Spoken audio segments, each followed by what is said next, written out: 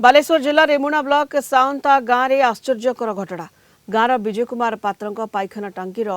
10टी नंदरू 7टी नंद आपे आपे उठी पड़ी फल भयभीत हो पड़ती विजय परिवार पाखरे आउ गोटे टांकीर 5टी नंद सुरक्षित रही जहां नहीं स्थानीय अंचल में कोकुआ भय सृष्टि होती कौन पर घटला तदंत करने को दाबी करिसेंती अंचलवासी।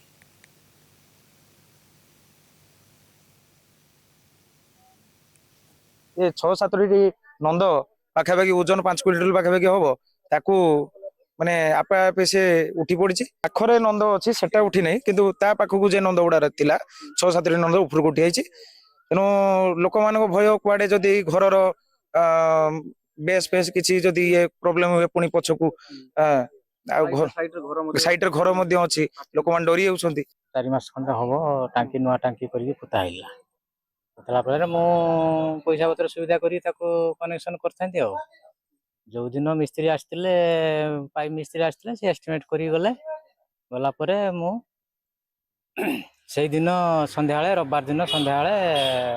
वर्षाटा है यदि वर्षाटा है आम तो देखी पारे सका देखला बेलू एमती तार पूरा अकस्मात 7टा नंद उपरको उठी समस्या आम देखिकी भी आश्चर्य लोक बहुत आसुच्च बहुत आड़ू देखिकी भी जाइए समस्या भी आश्चर्य हाँ यूज कराए नुआ 6 मास वाला बनाई आ 2टा होता 2टारू गोटे फिट अच्छे आ गोटे उठी पड़ी।